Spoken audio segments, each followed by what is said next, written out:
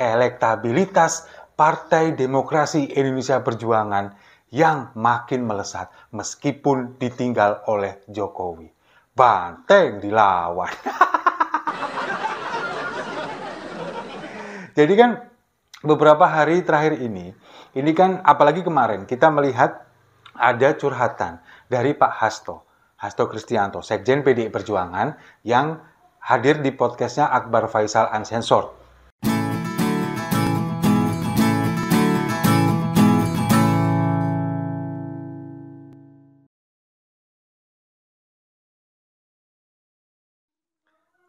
Salam damai untuk Indonesia, berjumpa lagi bersama saya, Papa Dimas. Info kali ini datangnya dari elektabilitas Partai Demokrasi Indonesia Perjuangan yang makin melesat meskipun ditinggal oleh Jokowi. Banteng dilawan.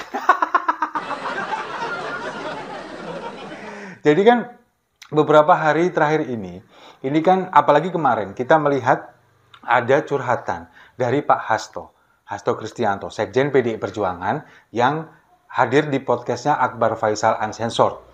Di sana dia mengungkapkan rasa sedih dari PDI Perjuangan, kekecewaan ketika ditinggalkan oleh Presiden Jokowi. Bahkan Pak Hasto mengingatkan sisi gelap dari kekuasaan, sisi gelap dari istana, yang kemudian di sana curhat sambil nangis. Ini kekecewaan yang semakin mendalam.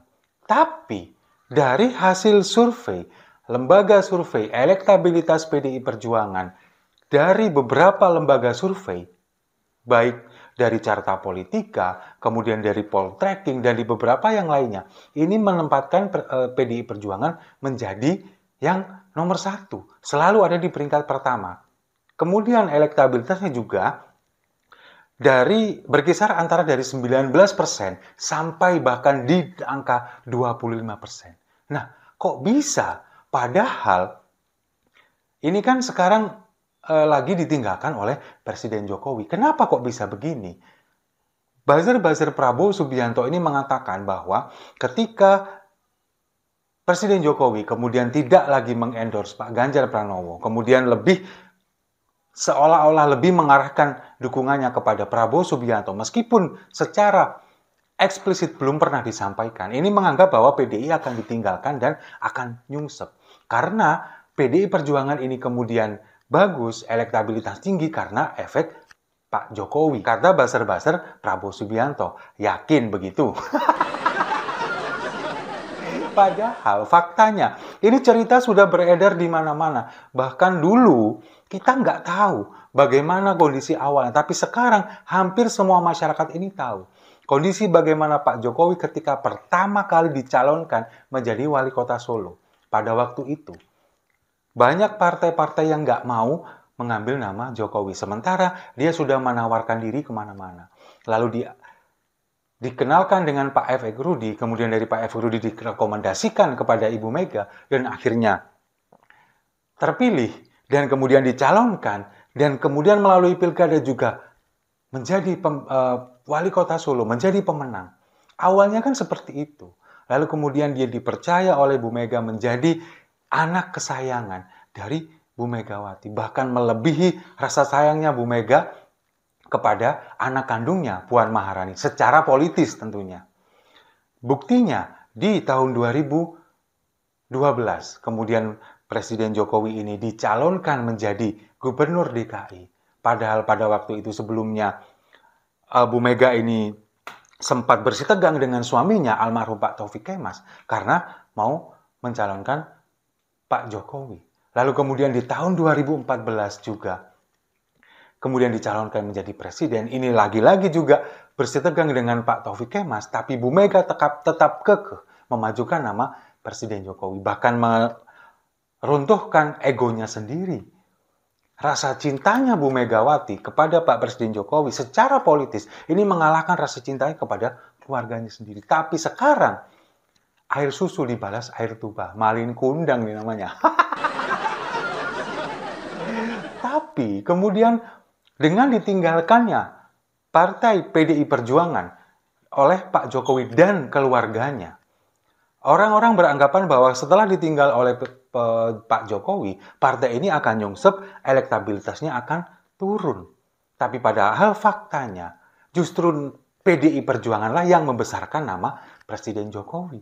Dan kalau misalkan sekarang di survei, tingkat kepuasan atau tingkat kepercayaan masyarakat kepada Presiden Jokowi yang kemarin sudah mencapai angka 80%, saya yakin pasti akan nyungsep, masyarakat sudah nggak percaya lagi dengan Presiden Jokowi, sudah tidak puas lagi dengan kinerja Presiden Jokowi. Bahkan kemarin Bang Adian Apitupulu ketika hadir di Mata Najwa di Narsi TV mengatakan kalau dulu kebohongan yang dilakukan oleh Presiden Jokowi pun kita menganggap ada sebuah kebenaran.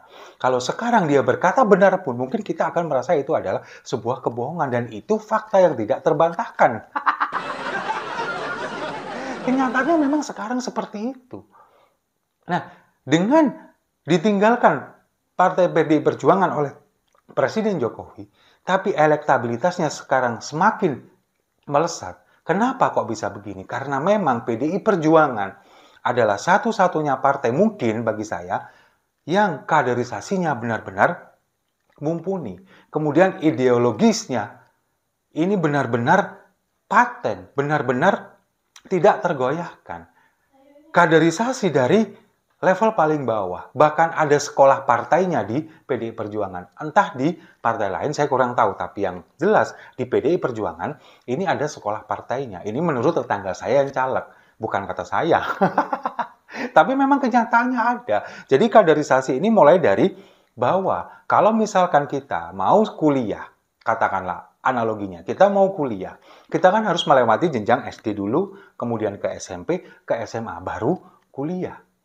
Di PDI Perjuangan pun juga ada seperti itu. Kaderisasinya itu benar-benar dari level bawah, kemudian ada tingkatan-tingkatannya. Bukan yang tiba-tiba 2 hari jadi anggota partai, kemudian 2 hari berikutnya dia jadi ketua partai. Nggak seperti itu.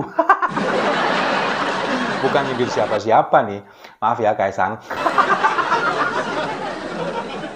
Bukan seperti itu, tapi kaderisasinya jelas. Bahkan Presiden Jokowi sendiri, dia kan dari masyarakat, katakanlah bukan politisi, dia dari pengusaha. Kemudian dia dicalonkan menjadi wali kota. Kemudian di sana juga dia ada kaderisasi. Dia kemudian levelnya naik dulu ke gubernur. Kemudian dia menjadi presiden.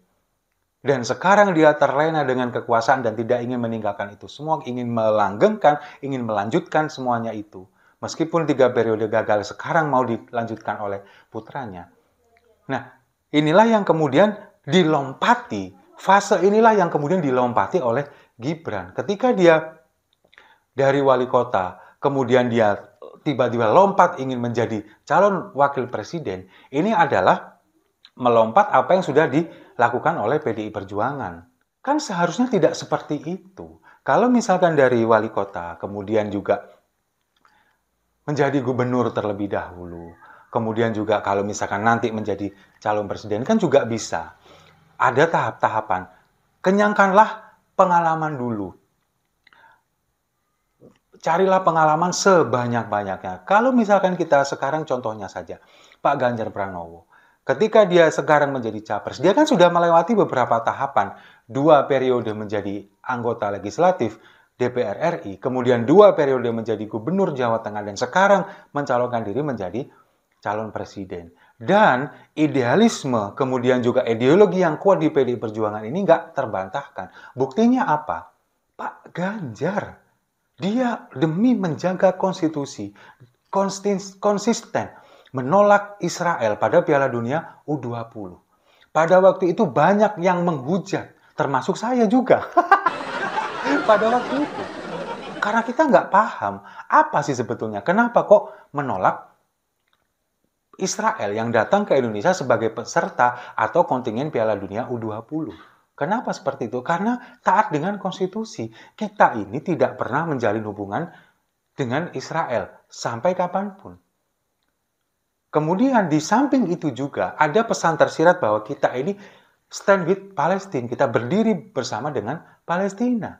Dan sekarang buktinya, konsistensi itu dijawab semua oleh Tuhan. Bagaimana sekarang kalau kita melihat Israel dengan membabi buta menyerang Palestina, meskipun dimulai dari kelompok Hamas terlebih dahulu. Sekarang semuanya orang angkat topi kepada Pak Ganjar. Iya ya, benar apa yang dilakukan oleh Pak Ganjar dulu. Konsistensi itu, taat kepada konstitusi, itulah yang kemudian membuahkan hasil. Itu kader PDI Perjuangan. Bukan kader kaleng-kaleng, bukan kader yang lompat pagar, apalagi kader yang tiba-tiba mendadak menjadi ketua umum. Itu yang terjadi, itu fakta.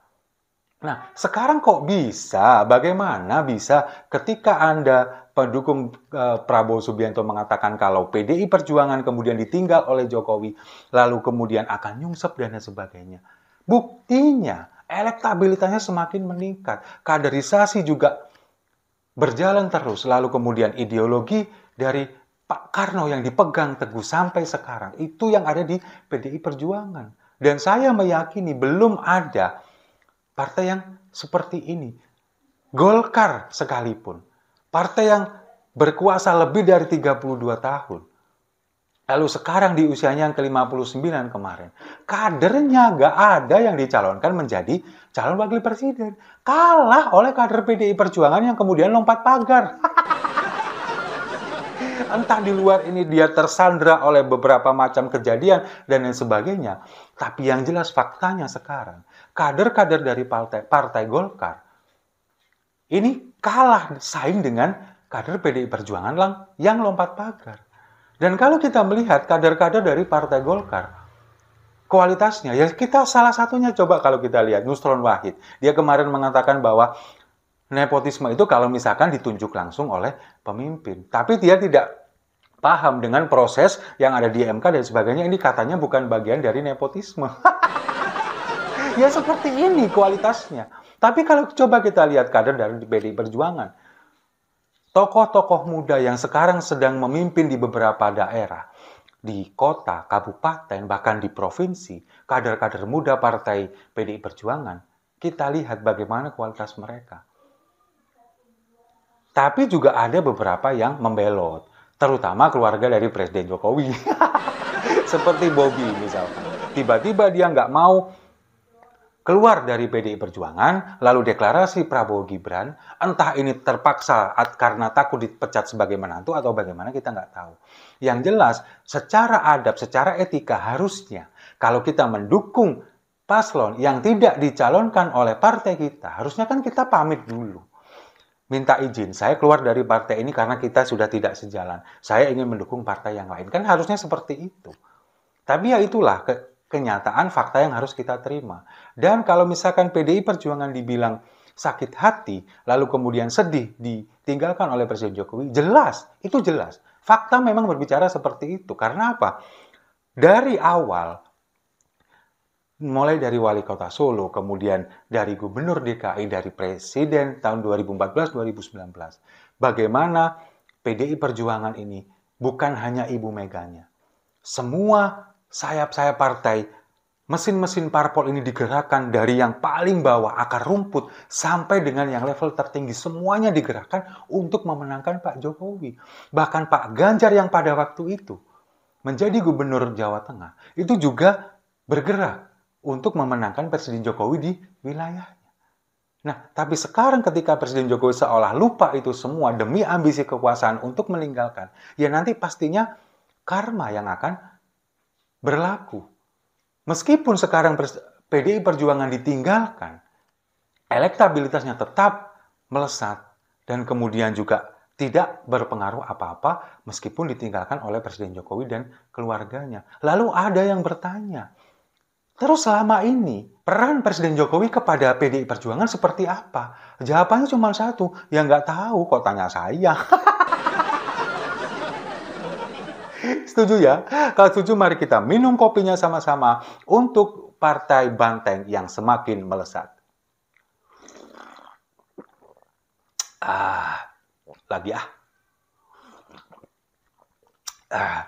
Saya rasa itu. Terima kasih sudah menyimak. Jangan lupa like, komen, dan subscribe. Sampai jumpa di video-video saya selanjutnya. Banteng kok dilawan.